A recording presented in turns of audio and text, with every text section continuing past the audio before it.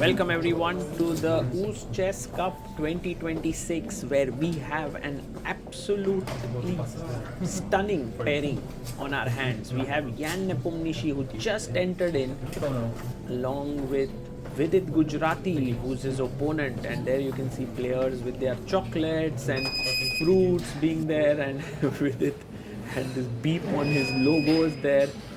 And Ian Nepomniachtchi comes in, he's adjusting his pieces. He lost his first round to Madaminov, which is not a very great result for him. Madaminov is the lowest rated player in the field, and I think Ian is a bit tired from his journey from Serbia. And also Madaminov played very well. And now Vidit comes in. He also had a tough first round in the tournament. Vidit lost his round 1 game to Shakhriyar Mamedyarov. There you see both the players meeting each other. Ian and Vidit have played against each other so many times now. In fact, one memory that does come in my head is the 2023 World Cup, where Vidit managed to beat Ian in the round of 16 and knocked him out. A handshake between the players, and Ian starts off the game with pawn to d4. Queen's pawn opening it is. And Vidit always takes his time before his first move, gets into the groove, focusing himself, calming himself down. Let's see what his response is going to be here.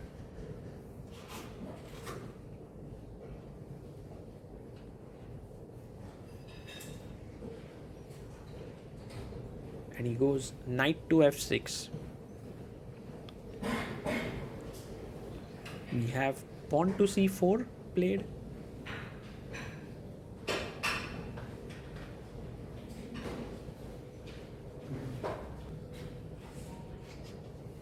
And e6. Will we see Ian going for knight f3? He goes knight c3. He's inviting Vidit for the Nimzo Indian.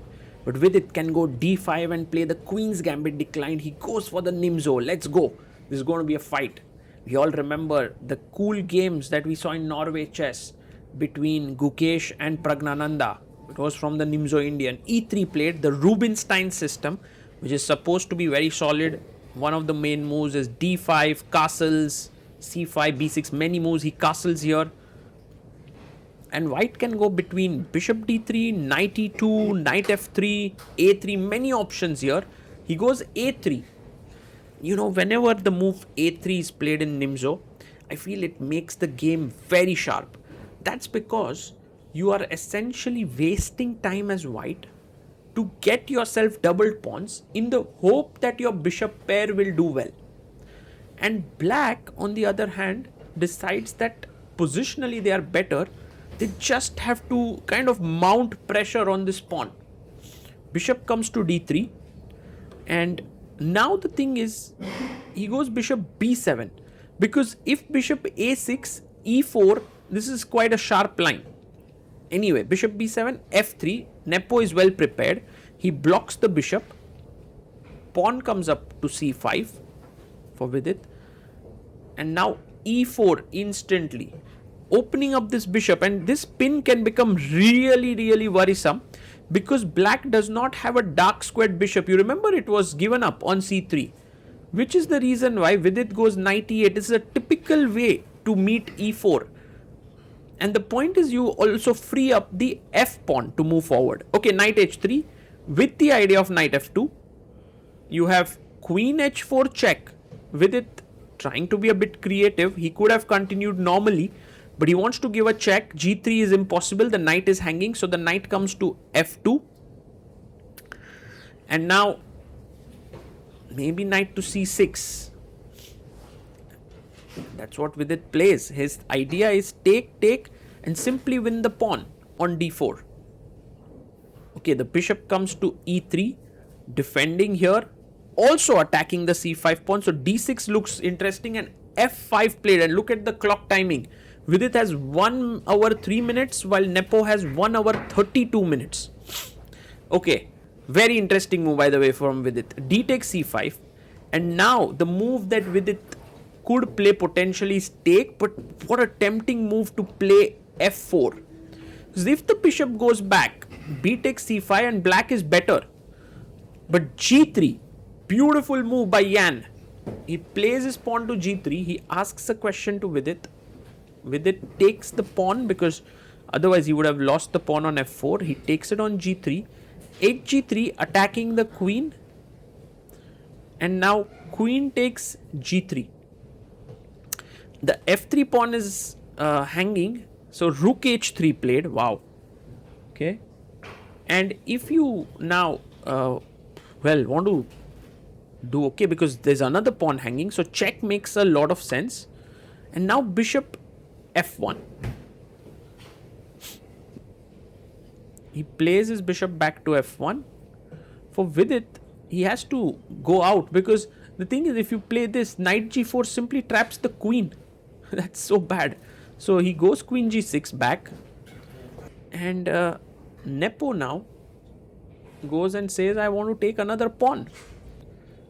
You know, such positions for me seem like really dangerous for white. Your king is in the center, your pawns are all mangled and weak, the rook is open here, Vidit will take on b6 and open up the other rook.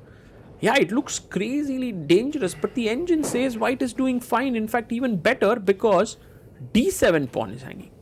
And now you can see the b7 bishop is hanging, but there's knight e5, f3, take here, knight d6, some stuff. But okay, Vidit plays simple chess, defends the bishop, the queen comes back, and maybe knight e5 is a tempting move here, but maybe there's f4. So he goes bishop a6, a cool move by Vidit, putting pressure on a6. Well, Vidit is playing really well. The thing that's worrying is his time. He's down to 30 minutes while Ian has 1 hour 15 minutes. Take here and you lose material. So he goes rook d7, pinning here, which is not a good move. The better move was e5 or queen f6 because he simply plays queen h2, comes out of the pin. The knight could now threaten knight f4 and the h pawn is hanging. So he goes queen f6. Again, the thing is h6 is too weakening here. You know, there could be potential sacrifices. So queen f6, Vidit is like, I'm going to take the pawn on c3 and Ian takes on h7. Wow. That's just a brilliant game by Ian. He's giving up c3, he's giving up a1. Vidit says good or bad, I must take it. What else? Why else did I bring my queen here? King f2 and now boom, take this rook. Queen a1. He takes it. But 11 minutes for Vidit, 1 hour 5 minutes for Ian. Check. Okay, king f7 has to come up. I mean, where else do you go? What is Vidit thinking? And queen h5 check. Okay, king e7 is game, you know, like e5, very strong move. And bishop g5 ideas. So he goes g6. And now this incredibly strong move, queen h6. Threatening a mate. Again, if king e7, queen f8 is just over, I take on e8. So he has to go queen g7 and now rook h7. You win the queen. He takes on c4. What a unbelievable chess Ian is playing. Knight f4. He's just finishing it off in style. Bishop takes f1, but now you can take the queen. You can also take on g6 because the queen is pinned. Take on g6, king g8. And now rook g7. Have to take it. Knight takes g7.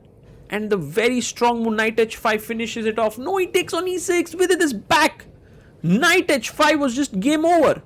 If king, you know, like this is a threat. This is hanging. If king f8, there's knight takes g7, rook g7 and bishop h6. Game over. I mean, what? Rook f8, you have king takes f1, you win the piece. Oh my goodness. He makes a huge mistake and now knight e5 attacks the queen. Vidit is back in the game. Queen g3. Okay. Bishop hanging, knight hanging. He comes back with the bishop. Because if queen e5 here, knight takes e6 and black is doing well. So he goes knight g5. Now count the pieces. Black has 2 rooks and a piece, but Vidit has only 41 seconds. A check. So Vidit is actually ahead materially here. But his king is super weak. He makes a mistake. He should have played something like rook e8. Knight h5, queen g4 attacks the knight and the rook, but knight f6 attacks the queen, defends the rook. Queen f5 attacks the knight. Yeah. Oh, what's going to happen next? Rook f8 defends the knight. And e5 attacks the knight. If the knight moves, rook hangs. So many tactics here. And look at Jan's time. He still has an hour. We are on move 38. 2 more moves and Vidit gets 30 extra minutes. Can he handle the position? Jan is better, but it's no longer so clear because look at this. 2 pieces, 2 pieces. So it's queen for 2 rooks. Rook g7, pinning the knight. a4 played by Jan. He's attacking this pawn and hoping that his a pawn plays a key role. Knight at 7, attacking the rook, attacking the knight. It's 40th move. Vidit gets up. He was down to 5 seconds there. f4, defending the knight. Ooh, man, what incredible chess. And by the way, in Norway chess, the pressure would continue, right? Because there was only 10-second increment. But here you get 30 extra minutes. So things calm down once again. Bishop takes b6. Maybe not the best move.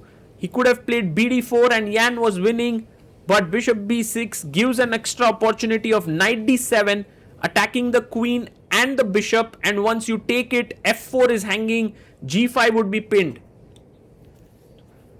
And Vidit Gujrathi is back in this game with his chances. He's thinking here and he goes knight d7. Excellent move. Jan, well, I think he had seen it. He goes queen d4 and his point is if knight b6, which is what Vidit wants to do, he didn't want to take the knight, but he wanted to play a5 so that he can take here with the pawn. But rook d7 is such a good move. Because now you have to take the knight and now rook takes f4. I'm amazed at how Vidit has calculated this well. The check and attacking the rook is met with rook f8. So king comes up to g3. And I don't know where to put the rook. Maybe rook fd4. He goes back rook f8, which seems fine. But the a pawn is strong. The knight is lurking around. Who is winning? I mean, Vidit would love to sacrifice his rook for the knight and a pawn. It will be rook bishop versus queen, which is a draw. He goes rook g7, pinning here once again. Maybe there's queen c5, queen king g4. Oof. But can we go bishop e2 check?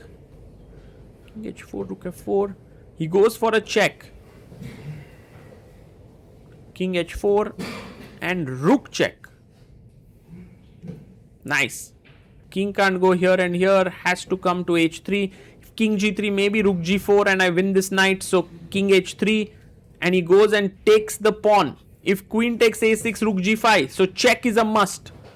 But now you go rook f7 because if you go king f8, queen d6 and you lose the rook. If you go king h8, there is queen e8 check and that's a problem. So rook f7 takes on f7 and now bishop check. Because look, if you take here, this is a winning endgame. No questions asked. Rook versus queen. We don't talk about it. Okay, takes. And now Vidit has rook and bishop. And this should be a draw. The only problem is that the white king and queen are just too close to the black king. Queen d6 and now bishop g2. Okay, the dream scenario for Vidit is if the bishop comes here, defended by the rook, and the king is here, I mean, then it's all done. It's a draw. But right now the bishop is a bit loose. He goes king g8, maybe not needed. Okay, king g6 is met with rook g7. There's no way the king can come close. So queen e6 makes sense, pinning the rook. What a game this is turning out to be. And absolutely insane. He goes queen d4. The queen comes back.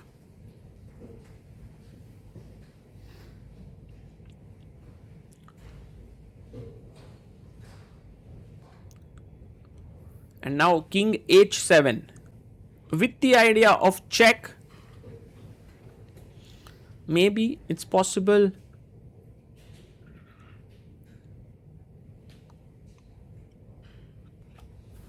Jan goes queen e4 and Vidit can simply play king to g7. He plays it, but he's down to 2 minutes again. And that's the thing. And look at Jan's time. He is 1 hour 16 minutes. And by the way, queen d5 allows bishop h3 now to bd7. Can Vidit find this? Finds it with just 34 seconds and gets a 30 seconds more. Has 1 minute 4 seconds. Check.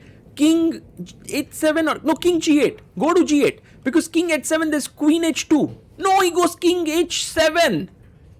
He misses this point because now queen h2 and Yan pins the bishop. Oh my god. The things have just gone downhill for Vidit. Check to the king. King goes back. And the thing is, you can go rook f6 because if king h3 there's rook h6, if queen h3 there's rook h6. But he goes king g6 with the idea of rook h5, but queen g3 check. And now king f6. He could have gone king f7, taken here, but this is also a lost queen versus rook endgame. So king f6, check. King f7, and now king takes h3. Now Yan only has to show technique of rook versus queen, which he learned as a little kid. You know, what every Russian schoolboy knows. And this is something that he's going to do it easily. King g4 comes in. I mean, Vidit could resign here, but why not play on? There was a very famous game between Swidler and Gelfand from the World Cup, where I think the side with the queen could not win. But here also the king has been pushed back a lot. So that's really bad. And one of the things that I learnt in these endgames is that the queen is like the air force. It stays a little far like this. It controls good squares, and the king is like the army, the infantry. It comes closer. So check. King f7, king f5, and with it hanging in there, queen e5 again, just bringing and centralizing the queen. And now queen check, king g7, another queen check, king f7,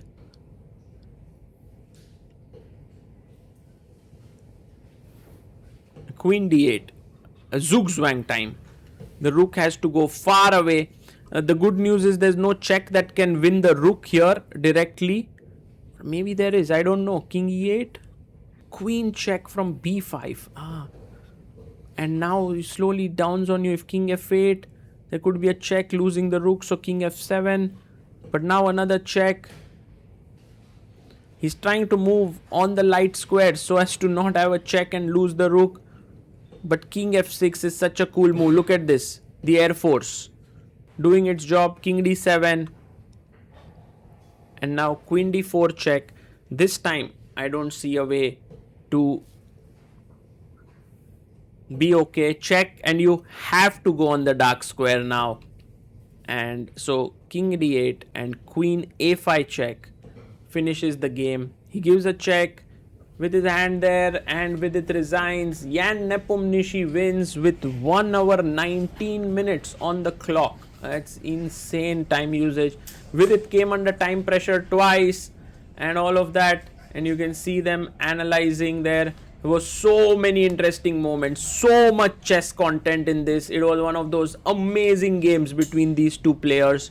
Hard luck for Vidit. He fought like amazingly well, but Nepo was in his element. I mean, if he had found knight h5 instead of knight e6, it would have been a modern day brilliancy, this entire game. But he did not, and then Vidit fought, and then in the end, well, Nepo triumphed. We're going to leave you with the interview that we did with Ian Nepomniachtchi, where he goes over some of the lines from this game. Nepo, what a nice bounce back win from yesterday to today, and I think many interesting moments in the game. First off, I was interested to see that this f5 by Vidit is actually the first new move in the position. Before that, there is a game of Sergei Dolmatov. Really? Yeah, right. An old one, yeah, very old. Like, what was the preparation till that exact moment? Was f5 in your files? No, I mean, I think I think Vidit doesn't have too many games in this line, and also like recently in so he doesn't have too many experience. So basically, I was lucky to see he had like a blitz game against Fabiano, whatever, like on 2nd of June. Okay. And then he played this move b6, so I checked b6 because, okay, b6 is maybe the least principled move, but I mean, of course, it also exists, so you're just basically you're not trying this d6 e5, which is like so fashionable right now. And how I prepared a little bit, and well, I'm not sure if it's more precise to start with bishop e3 over knight h3, but knight h3, I didn't really expect queen h4 to be such a nice option, but maybe it's playable. And then, well, I believe I just trusted in my position, so I thought it's like quite decent, you know. And I mean, f5 is a little bit provocative, but I really like this idea for g3 to open up files, and basically I only needed to find like a nice move order to make things work. And also, unfortunately for him, I guess a lot of tactical ideas doesn't work his way. You know, this queen on g1 always getting trapped and so on. Or if you got queen g6, then ideas like e5 are coming. So you should take also into account. So I mean, yeah, I'm a bit lucky that in all this scramble, I was on top.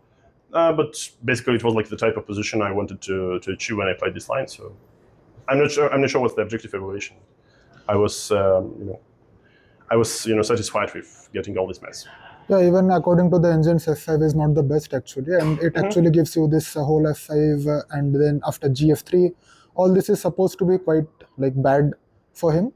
But then did it feel like after this knight h5, which you could not find, okay, knight h5 I wanted to play, obviously, but yeah. I mean, for some reason I just panicked, so I calculated line like rook f8, bishop h6, rook takes f3, and then wow, king f3, knight e5 check.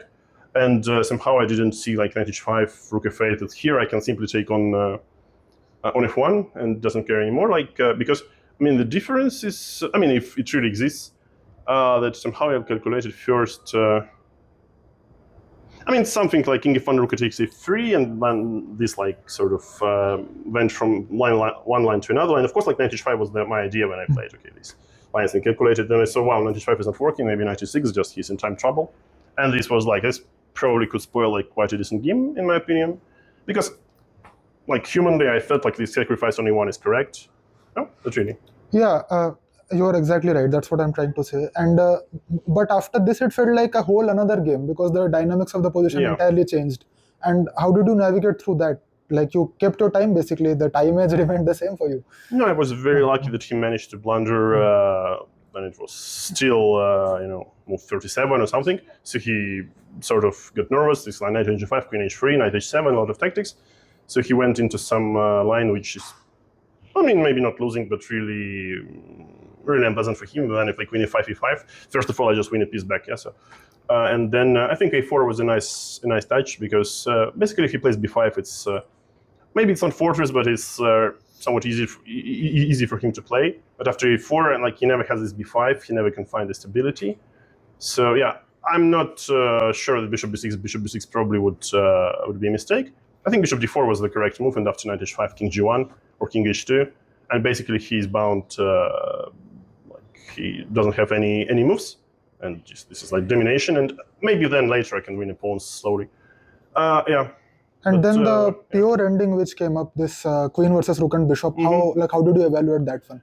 I evaluated it's probably a draw with precise play, but I was unsure if maybe I can find some zugzwang. Because maybe I should have played queen e6 instead of queen d5, to turn to let him make a move in this position. Probably should be a draw with some precise defense, but I wasn't quite sure that if it's simple or not really. So I always have a bunch of checks here and there, and whenever I get a position queen e5 plus king h6, it should be winning, but unless his bishop is on d7. So that's what I missed, and I mean, I wanted to get this position from distance, from afar, but somehow the way he played, I think he could hold with king g8, queen b8, king goes, king g7, queen b2, king g8, king h6, bishop d7, queen b8 back, let's say rook f8, queen b3, always rook f7, and I don't think I can really achieve some progress here. So he's basically one move before the fortress, bishop e8. And maybe I'm simply not in time to jump with my queen on d8 to win the game. So it's a bit unfortunate, but okay. At the same time, yeah, of course, he was in second time trouble, so yeah, he didn't defend perfectly. And Nepo, just one final question. Before you came here, there was this match against Hans in Belgrade. And then you came, I think, right the day of the technical meeting. And there was this moment where you did not shake hands with Hans at the start of the technical meeting. Maybe you would like to share a bit about that? I don't want to, spend too much time talking on this. But basically, I was really unsatisfied with his behavior, in the last day of the match. Even at the board, I don't think it was respectful neither to chess nor for me. Despite he played a very good game against me, like in the last game, but overall his behavior, I found it he's not a teenager anymore, yeah. So would it be 4 years ago? I wouldn't be too thrilled, but I believe when he's 20 plus finally, he probably has to learn how to behave. So all in all, his dedication to chess is commendable, but his behavior is not. And then the communication after the match with him, basically he just stopped answering any messages and so on. And because the thing that we discussed all the details in person, and then he basically vanished. And also I think his statements on X is I don't find it polite to say so. Thank you so much, Nepo. Just wanted to ask that. And best wishes for all the upcoming games. Thank you very much.